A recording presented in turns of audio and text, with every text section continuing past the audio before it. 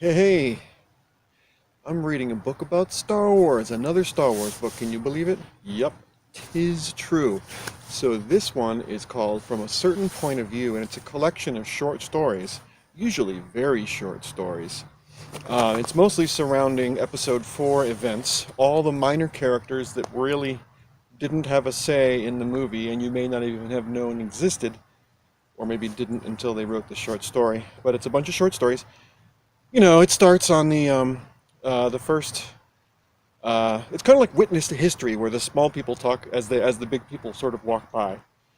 So on Princess Leia's ship, right coming out of the end of Rogue One and before the beginning of the new movie of Episode 4, you see some officers talking about what's happening, and they're all freaked out, and they're just amazed by Leia, and they're like, "No, she's really a great leader, though she's got a hot head," and things like that.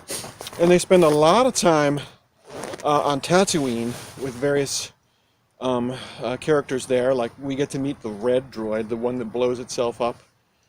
Apparently, yes, that was intentional. Remember when Luke and his uncle choose the C-3PO and then the red droid, but the red droid goes, so they say, "How about the blue one?" Sure.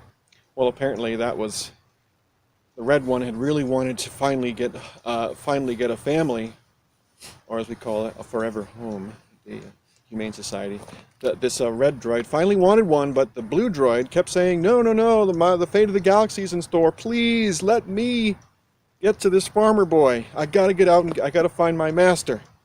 And so even though the red droid wanted really badly to find a forever home, he still sacrificed himself for the sake of the blue droid. Pretty nice. There's a lot, and there's like the scene in Mos Eisley.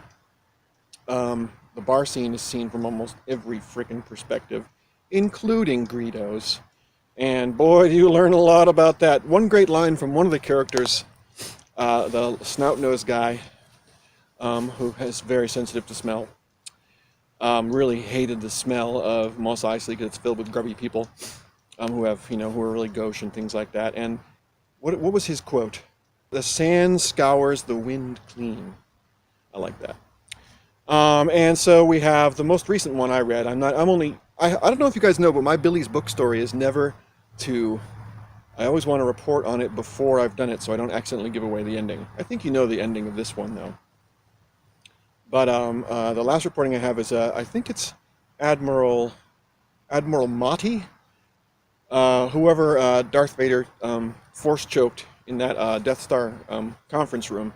That guy files a complaint. "Darth Vader assaulted me. He's not even a military guy. All he does is shoot his mouth off about his religion. That was a military meeting. He was out of line. I'm not even backing down because my point was right. He's wrong.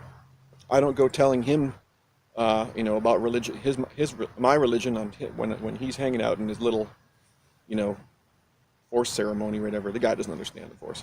No big deal. Anyway, so there's a lot of interesting little stories. There's one really heartbreaking one written by Wil Wheaton, actually, and the heartbreaking one is sort of like a little video diary to his infant daughter, who he's sending away from Yavin. He's a rebel. He's a rebel guy, and he's sending his infant daughter away from Yavin because he's afraid that Yavin might become a target of the Empire. And so he sends it. He gives her a little message. "Oh yes, your mother and I weren't rebels until the Empire turned us into one by being jerks." Anyway, and he says at the end of the message, he says, "Well, I'm sending you to a very safe, distant land where the Empire will never bother you, Alderaan."